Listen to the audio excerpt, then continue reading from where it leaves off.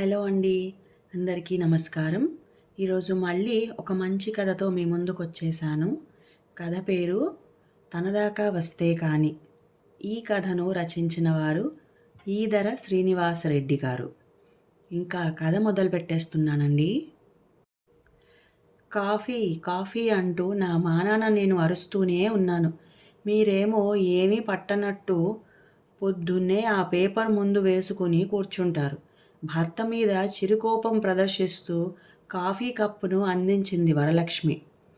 ఇంటి ముందున్న లాన్‌లో కూర్చుని స్వచ్ఛమైన ఉదయపు గాలులు పీలుస్తూ ప్రశాంతంగా న్యూస్ పేపర్ తిరగేస్తున్న వెంకట్రావు భార్య మాట వినపడగానే చదువుతున్న పేపరు పక్కన పెట్టి భార్య అందించిన కాఫీ కప్పును అందుకుంటూ "వినపడలేదు. వినబడితే లేచి రాకుండా ఉంటానా? అంత కోపం ఎందుకు?" అని భార్యను అనునయించాడు. ఉదయాన్నే పచ్చని చెట్ల మధ్య కూర్చుని వాటి నుండి వెలువడే స్వచ్ఛమైన గాలి పీలుస్తూ వేడివేడిగా భార్య చేతి ఫిల్టర్ కాఫీ తాగుతూ న్యూస్ పేపర్ తిరగేస్తూ ఉంటే ఆ ఆనందమే వేరు. అది అనుభవించే వాళ్లకు మాత్రమే తెలుస్తుంది. వెంకట్రావు ఆ విషయంలో అదృష్టవంతుడనే చెప్పాలి.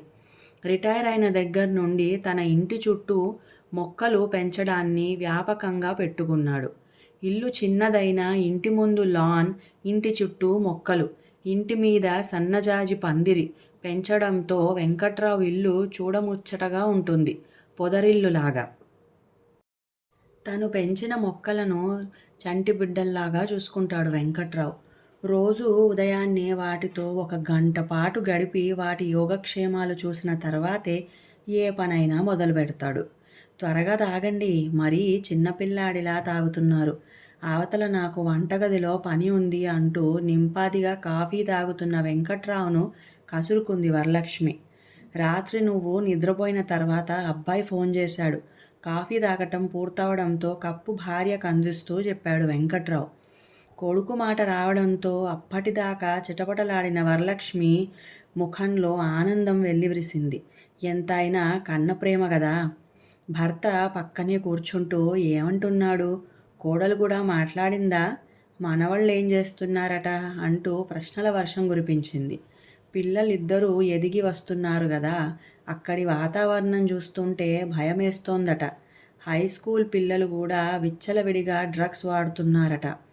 అక్కడే గనుక పిల్లల్ని చదివిస్తే పిల్లలు చెడిపోవడానికి ఎక్కువ అవకాశం ఉందట. అందుకని అబ్బాయి, కోడలు, పిల్లలు అందరూ అమెరికా వదిలి కుటుంబంతో సహా ఇక్కడకు వచ్చేయాలని అనుకుంటున్నారట. మరి అబ్బాయి ఉద్యోగం? మరో సందేహం లేవనెత్తింది వరలక్ష్మి. వాళ్ళ కంపెనీ బ్రాంచ్ ఇక్కడ కూడా ఉందట. ఇక్కడికి ట్రాన్స్ఫర్ చేయమని 2 నెలల ముందే అడిగితే వాళ్ళు సరే అన్నారట. ఉద్యోగానికి ఏమీ ఢోకా లేదు అన్నట్లు వివరంగా చెప్పాడు వెంకట్రావు. పోనీలెండి, ఇకనన్నా అందరం కలిసి సంతోషంగా ఉండొచ్చు.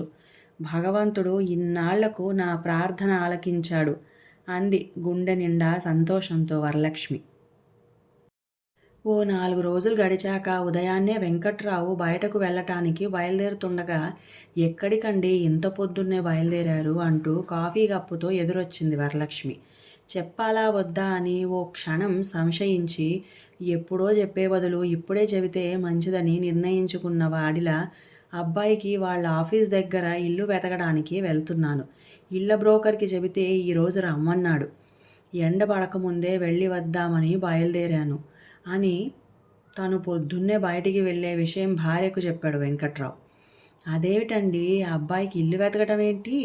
వాడికి అంత కర్మ ఏం వచ్చింది? ఈ ఇల్లు వాడిది కాదా? వాడు ఇండియాకి వస్తున్నాడంటే ఎంతో సంబరపడిపోయాను. ఒకే ఇంట్లో అందరం కలిసి హాయిగా గడపొచ్చు అని. కానీ ఇప్పుడు ఇదేమిటి? ఒకే ఊళ్ళో ఉంటూ వేరుగా కాపురం పెడితే చూసేవాళ్ళు ఏమనుకుంటారు? ఇప్పుడు వాడికి వేరు కాపురం పెట్టాల్సిన అవసరం ఏమొచ్చింది? అంటూ వరలక్ష్మి కళ్ళనీళ్ళ పర్యంతమయ్యింది. వరలక్ష్మిని చూస్తే వెంకట్రావుకు జాలేసింది. మన ఇల్లు చాలా చిన్నది. మన ఇద్దరికీ అంతంత మాత్రంగా సరిపోతుంది. వాళ్ళు అమెరికాలో 10 ఏళ్లకు పైగా ఉండి వస్తున్నారు. మన ఇల్లు నచ్చాలి గదా. వాళ్ళ అభిరుచులకు తగ్గట్టు మన ఇల్లు ఉండదు కదా. అదీగాక వాడి ఆఫీస్కు మన ఇల్లు చాలా దూరం. అందుకని వాడికి ఆఫీస్కు దగ్గరగా వాళ్ళ అభిరుచికి తగ్గట్టు బ్రోకర్ని ఇల్లు వెతకమని అన్నాను. భార్యకు నచ్చజెప్పే ప్రయత్నం చేశాడు వెంకట్రావు. ఎంత చిన్నదైనా ఎంత పాతదైనా ఇది వాడి సొంతిల్లండి. అంతగా చాలకపోతే మేడ మీద ఒక పోర్షన్ వేసి మనమే పైకి వెళ్ళి ఉందాం. ఇక దూరం అంటారా? ఎంతమంది రోజు మైళ్ళకు మైళ్ళు ప్రయాణించి ఆఫీసులకు వెళ్ళటం లేదు. పైపెచ్చు వాడికి కారు కూడా ఉంది అంటూ భర్త చెప్పే కారణాలు సహేతుకంగా లేవని తేల్చేసింది వరలక్ష్మి. నువ్వు చెప్పేవన్నీ నిజమే అయినా వాళ్ళు కోరుకున్న విధంగా మన ఇల్లు మనము ఉండము గదా! వాళ్లకు నచ్చిన చోట వాళ్ళని ఉండనివ్వు. వాళ్లను చూడాలనుకున్నప్పుడు ఎంతలోకి వెళ్ళి వస్తాము. కొడుకు వేరుగా ఉండాలని నిశ్చయించుకున్నాడు అని చెప్పకనే చెప్పాడు వెంకట్రావు. మీరు చెప్పే కారణాలు చూస్తుంటే అవన్నీ నిజంగావని నా మనసుకి అనిపిస్తుంది. వేరే ఏదో బలమైన కారణం ఉండే ఉంటుంది. నేనే వాడికి ఫోన్ చేసి అసలు విషయం కనుక్కుంటాను అంటూ కొడుక్కి ఫోన్ చేయటానికి సెల్ ఫోన్ చేతిలోకి తీసుకుంది. ఫోన్ చేయబోతున్న భార్యను వారించి మనతో ఉండటం వాడి భార్యకి ఇష్టం లేదట. అసలు విషయం చెప్పాడు వెంకట్రావు. ఆ మాటలు విన్న వరలక్ష్మి ఒక్కసారిగా సోఫాలో కూలబడి, ఎందుకు ఇష్టం లేదండి, మనమేం తప్పు చేశాం అని అడిగింది జాలిగా వెంకట్రావు వంక చూస్తూ. కొన్ని ప్రశ్నలకు సమాధానాలుండవు. మా అమ్మ నాన్నలు ఏం తప్పు చేశారని ఆ రోజు నువ్వు నా చేత వేరే కాపురం పెట్టించావు, అలాగే ఈరోజు నీ కోడలు కూడా నీ కొడుకు చేత వేరు కాపురం పెట్టిస్తోంది. తరాలు మారినా మనుషులు మాత్రం మారడం లేదు అంటూ వరలక్ష్మికి గతాన్ని గుర్తు చేశాడు. భర్త మాటలకు వరలక్ష్మి నిశ్చేష్టురాలయ్యింది. గతంలో తన ప్రవర్తన గుర్తుకొచ్చింది. ఏదో ఆలోచిస్తూ గతం తాలూకు జ్ఞాపకాల సుడిలోకి జారుకుంది. వెంకట్రావుది సిటీకి దగ్గరలో ఉన్న ఓ పల్లెటూరు. పేరుకు పల్లెటూరే అయినా సిటీకి దగ్గరగా ఉండడంతో స్వచ్ఛమైన పల్లెటూరి గాలులను సిటీ తాలూకా కాలస్యపు ఆయువులు మింగేశాయి. కేవలం గాలినే కాదు, ప్రజల మనసులను కూడా కలుషితం చేసింది సిటీ వాతావరణం. సిటీకి దగ్గరగా ఉండడంతో రియల్ ఎస్టేట్ రాబందులు పచ్చని పల్లెపై వాలిపోయి పొలాలన్నీ ప్లాట్లుగా మార్చి వేశారు. వెంకట్రావు తండ్రికి కూడా 2 ఎకరాల పచ్చటి నేల ఉంది.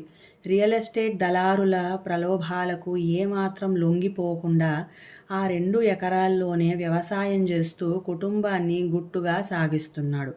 వెంకట్రావు కూడా అదే ఊర్లో జిల్లా పరిషత్ పాఠశాలలో ఉపాధ్యాయుడిగా ఉద్యోగం రావడంతో ఉద్యోగం చేసుకుంటూ తండ్రికి వ్యవసాయంలో తోడుగా నిలబడ్డంతో ఏం కష్టాలు లేకుండా జీవన నౌక సాగిపోతోంది. వెంకట్రావుకు వరలక్ష్మితో పెళ్ళైన నాటి నుండి మొదలయ్యాయి కష్టాలు. వరలక్ష్మి కాస్తంత కలిగిన కుటుంబం నుంచి రావడం, పైపెచ్చు మొదటి నుండి సిటీ వాతావరణంలో పెరగడంతో పెళ్ళైన తర్వాత అత్తగారింట్లోని పల్లెటూరి వాతావరణంలో ఇమడలేకపోయింది. చుట్టుపక్కల వాళ్ళు పొలాలను మంచి రేటుకు అమ్ముకుని ఆ డబ్బుతో సిటీలో మంచి బిల్డింగ్ కట్టుకుని మిగిలిన డబ్బుతో బిజినెస్ చేసి కోట్లు సంపాదిస్తున్నారు అని రోజు భర్తని సతాయించేది వరలక్ష్మి. వాళ్ళకంటే ఏ ఉద్యోగం సద్యోగం లేదు కాబట్టి పొలాలు అమ్ముకుని సిటీకి పోతున్నారు. మనకేం కర్మ, మనకు ఆ భగవంతుడు మంచి ఉద్యోగం ఇచ్చాడు అని వెంకట్రావు భార్యకు ఎంత నచ్చజెప్పాలని చూసినా వినేది కాదు వరలక్ష్మి. తన తల్లిదండ్రులు బతికున్నంత కాలం పొలం అమ్మే ప్రసక్తే లేదని వెంకట్రావు భార్యకు తెగేసి చెప్పాడు. ఇక ఎటూ పొలం అమ్మేటట్లు లేరని వెంకట్రావును సిటీకి ట్రాన్స్ఫర్ చేయించుకోమని మళ్ళీ ఒత్తిడి చేయడం మొదలుపెట్టింది. దానికి కూడా వెంకట్రావు ససేమిరా అనడంతో వరలక్ష్మి అలిగి పుట్టింటికి వెళ్ళిపోయింది. భార్యాభర్తల గొడవలు మొదటి నుండి గమనిస్తున్న వెంకట్రావు తండ్రి కొడుకు కాపురం సరిదిద్దాలని, పోనీ కోడలు చెప్పినట్లే పట్నంలో కాపురం పెట్టరాదా అయ్యా, పట్నానికి మన ఊరు ఎంత దూరమని, మీరైనా మేమైనా క్షణాల్లో ఒకరి దగ్గరికి ఇంకొకరు చేరుకోవచ్చు అంటూ కొడుకుని వేరు కాపురం పెట్టించడానికి ఒప్పించాలని చూశాడు. వెంకట్రావు తల్లి కూడా భర్తకి వత్తాసు పలికింది. తల్లిదండ్రులిద్దరూ నచ్చడెప్పడంతో వెంకట్రావు సిటీలో కాపురం పెట్టడానికి ఒప్పుకున్నాడు. కానీ తన ఉద్యోగాన్ని మాత్రం ట్రాన్స్ఫర్ చేయించుకోలేదు. సిటీలో కాపురం పెట్టి రోజూ ఊరికి బస్సులో ఉద్యోగ నిమిత్తం వెళ్ళి రావటం మొదలుపెట్టాడు వెంకట్రావు. ఉద్యోగం వంకతో తల్లిదండ్రుల యోగక్షేమాలు ప్రతిరోజు ప్రత్యక్షంగా విచారించవచ్చని ఆ పని చేశాడు. వరలక్ష్మి కూడా సిటీలో కాపురం పెట్టడంతో ఏదో ఒక రకంగా తన కోరిక తీరిందని సరిపెట్టుకుంది.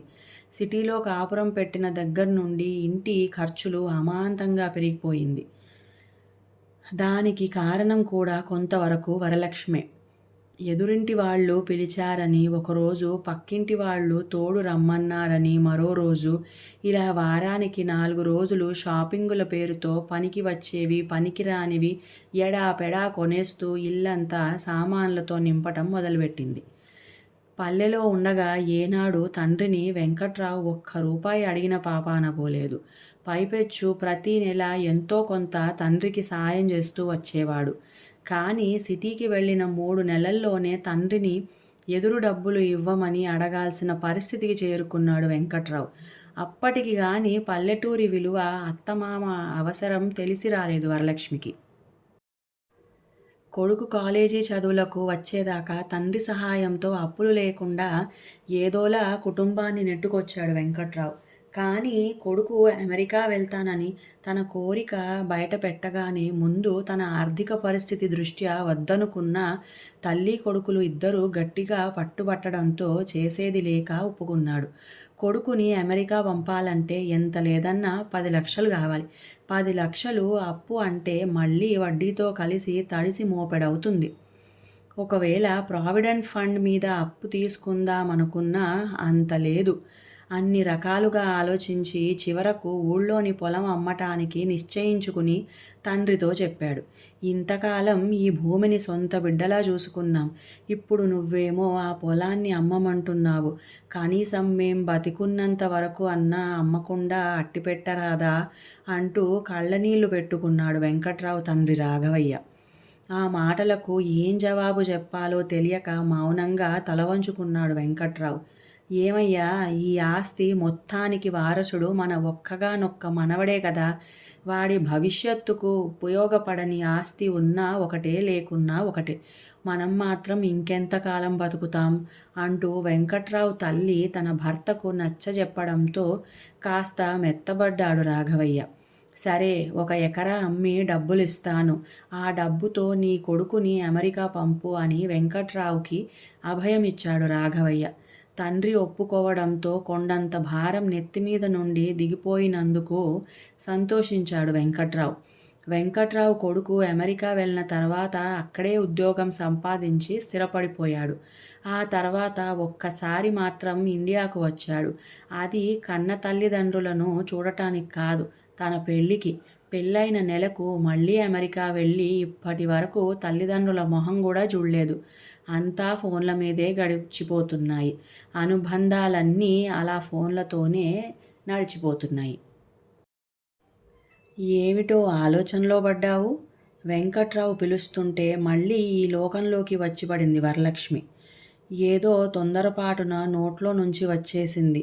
నా మాటలు పట్టించుకోకు అంటూ భార్యను ఓదార్చబోయాడు వెంకట్రావు. మీరు పైకి నోటితో అనకపోయినా మనసులో అనుకున్న నిజం మాత్రం మీరు అన్నదే.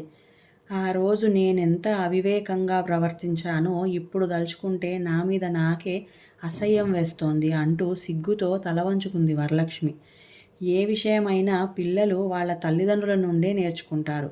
మనం మన పెద్దవాళ్లను గౌరవంగా చూసుకుంటే మన పిల్లలు కూడా మనల్ని గౌరవంగా చూస్తారు. ఆ రోజున మనం మన పెద్దవాళ్లను దూరంగా పెట్టాం. ఈ రోజున మనవాడు మనల్ని దూరంగా పెడుతున్నాడు.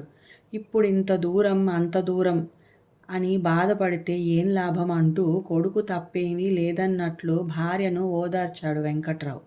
అవునండి, ఆ రోజున పెద్దవాళ్ల విలువ నాకు తెలియలేదు.